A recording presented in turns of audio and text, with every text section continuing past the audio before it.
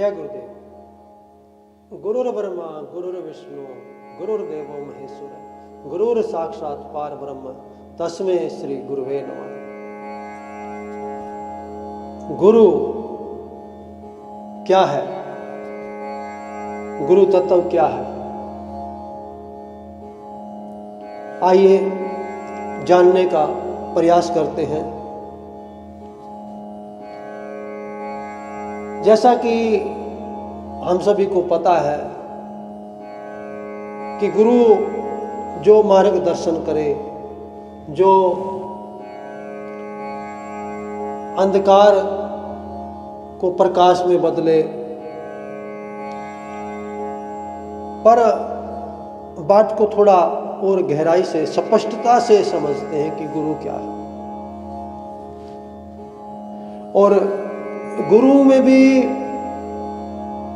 सदगुरु, ऐसा गुरु जिस गुरु के मिलने के बाद फिर कोई मिलना बाकी ना रहे। अर्थात मेरे कहने का अभिप्राय है इतना कि मान लीजिए हमारे पास कोई प्रश्न है और उसका उत्तर हमारे पास नहीं है।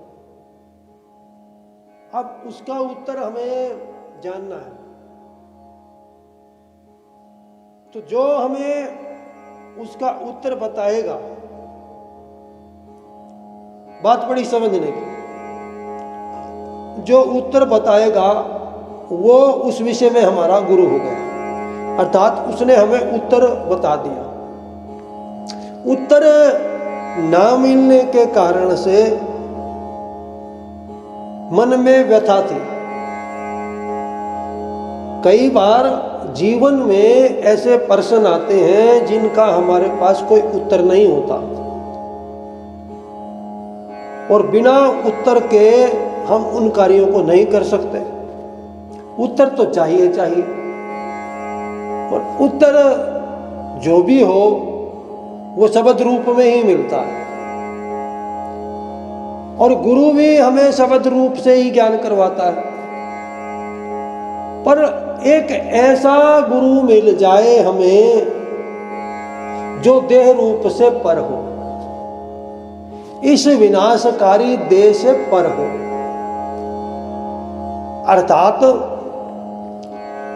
फिर हमें कहीं भटकना ना पड़े अपने उत्तरों को जानने के लिए। अर्थात हमें अपने आप से ही उस बात का उत्तर मिल जाए। ऐसा गुरु हमें कोई मिल जाए जो हमें ऐसे गुरु से मिला दे जिस गुरु के मिलने के बाद कुछ मिलना बाकी ना रहे, और जो हमारे प्रश्नों के उत्तर हैं हम उनको अपने आप से ही जान लें। अर्थात ऐसा गुरु हमें मिल जाए जो हमें गुरु तत्व को जना दे, उस अविनाशी चेतन गुरु तत्व को जना दे। बात बड़ी समझने की, बड़ी गहराई की। देखिए, जैसे भगवान श्री कृष्ण ने अर्जुन से कहा, न तू माम सकयसे द्रष्टु मने नैव सब चक्षुषा दीवम ददामि ते चक्षु पश्य में योगम वैश्वरम। हे अर्जुन, तुम इन चरम चक्षुओं से मुझे नहीं देख सकते, इसके लिए मैं तुम्हें दिव्य नेत्र प्रदान करता हूं। और फिर भगवान ने अर्जुन को दिव्य दृष्टि दी, और अर्जुन ने दिव्य दृष्टि से भगवान को भी देखा, और युद्ध में क्या होने वाला है क्या नहीं होने वाला वो सब कुछ अर्जुन ने जान लिया दिव्य दृष्टि से। यही दिव्य दृष्टि भगवान वेद व्यास ने पहले संजय को दी थी, जिससे संजय ने जो है युद्ध का सारा हाल जो है धृतराष्ट्र को सुनाया था।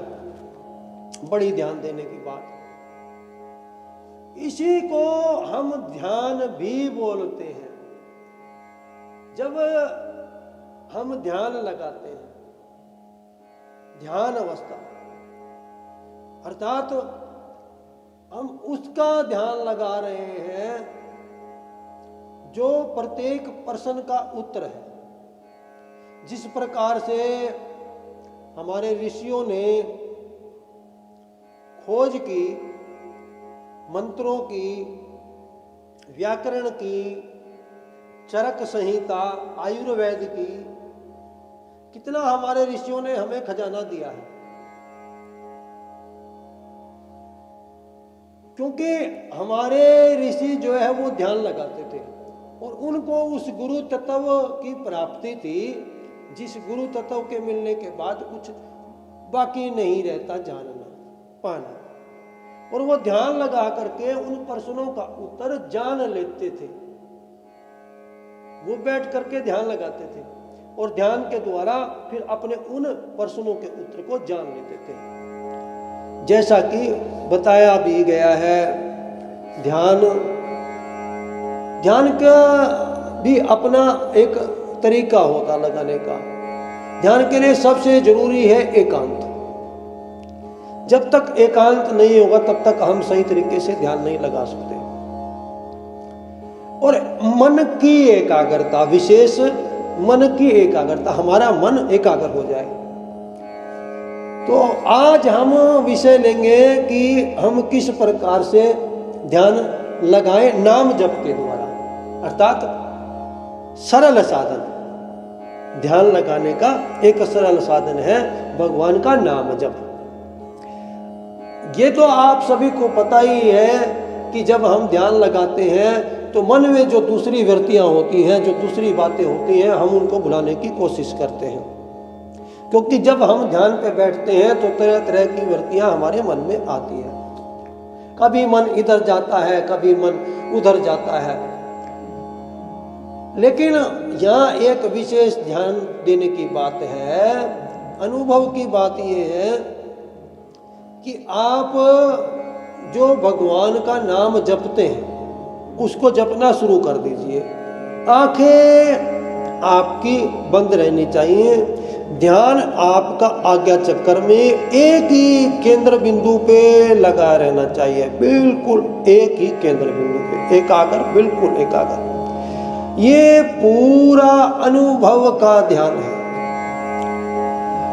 मुझे नहीं पता कि ऐसा ध्यान कितने व्यक्तियों का लगता है, किसका लगता है, लेकिन मैं एक अपने अनुभव की बात बता रहा हूँ और ये जो है आप अनुभव करके देख सकते हैं। यदि आप ऐसा करेंगे तो करना पड़ेगा। आंखें बंद करके ध्यान यहाँ लगाना शुरू कर दीजिए और जो भगवान का नाम आप जपते हैं, जो आपके इष्ट हैं, उनका नाम आप जपना शुरू कर दीजिए। नाम जपते रहिए, जपते रहिए, जब तक आपको नाम जपना है। कब तक? जब तक आपकी सारी वृत्तियां धीरे धीरे करके चली ना जाएं, अर्थात ध्यान एकाग्र ना हो जाए। अब ये कैसे पता चले कि ध्यान एकाग्र हो गया? हाँ, यही तो पता लगना जरूरी है। जब आप नाम जपते रहेंगे, मान लीजिए 20 मिनट लगाई, फिर आध घंटा हो गया नाम जपते जपते, फिर 1 घंटा हो गया भगवान का नाम जपते जपते, फिर 1 या 1.5 घंटे के बाद किसी को 20 मिनट में, किसी को आधे घंटे में, किसी को 1 घंटे में ये अवस्था आ सकती है। उसको ऐसा लगेगा नाम जपते जपते, वो जब जपता ही रहेगा एकांत में बैठ करके, आंखें बंद करके, यहाँ ध्यान लगा करके, कि मुझे निद्रा आ रही है, अर्थात नींद आ रही है। और फिर उसका मन ऐसा करेगा कि मैं सो जाऊं बस।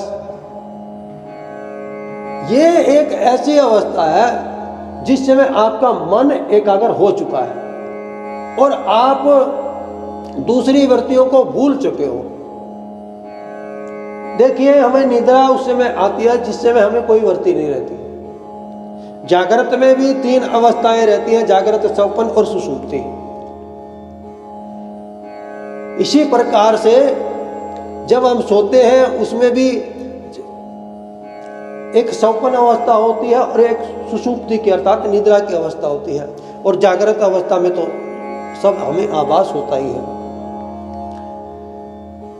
जब हमारा ध्यान लगेगा, जब वृत्तियां शांत हो जाएंगी, जब एकाग्र हो जाएगा मन, तो क्या होगा कि हमें ऐसा लगेगा कि जैसे हमें नींद आ रही है और हम सो जाएं।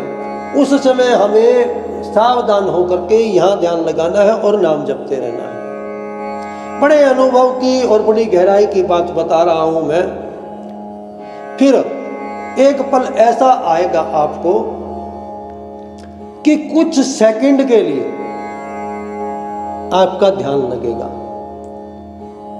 अर्थात उस अवस्था में आपको या तो कुछ सुनाई देगा या आपको कुछ दिखाई देगा, ठीक वैसे ही जैसे स्वप्न में दिखाई देता है। अंतर इतना रहेगा कि उस समय आप बैठे बैठे ध्यान लगा रहे, तो बैठे बैठे ही आपको दिखाई देगा। और फिर उस एक सेकंड में जो दिखेगा और फिर उसके बाद आपका ध्यान टूटेगा, ऐसे लगेगा जैसे नींद से आप जागे हो। अर्थात मेरा कहने का अभिप्राय ये है कि जिस समय आपको ये दृश्य दिखेगा, उस समय आपको अपना आभास नहीं रहेगा कि मैं हूं, लेकिन जिस समय आपका ध्यान टूटेगा, उस ध्यान की अवस्था से आप बाहर आएंगे, तब आपको ये पता लगेगा कि मैंने ये देखा। जैसे स्वप्न से बाहर जब हम आते हैं तो हमें पता लगता है कि मैंने स्वप्न देखा, पर स्वप्न अवस्था में और इस अवस्था में एक अंतर रहता है। अंतर क्या रहता है कि क्योंकि स्वप्न अवस्था में तमोगुण जो है प्रभावी रहता है, जिसके कारण से हमारे स्वप्न जो है असत्य होते हैं। उसके कई कारण हैं क्यों हमारे स्वप्न असत्य होते हैं, उसके कई कारण हैं, उस पर चर्चा बाद में करेंगे। लेकिन यहाँ ध्यान की चर्चा हो रही है। अब हम बैठ करके ध्यान लगा रहे थे, इस समय सतम गुण हमारा प्रभावित था।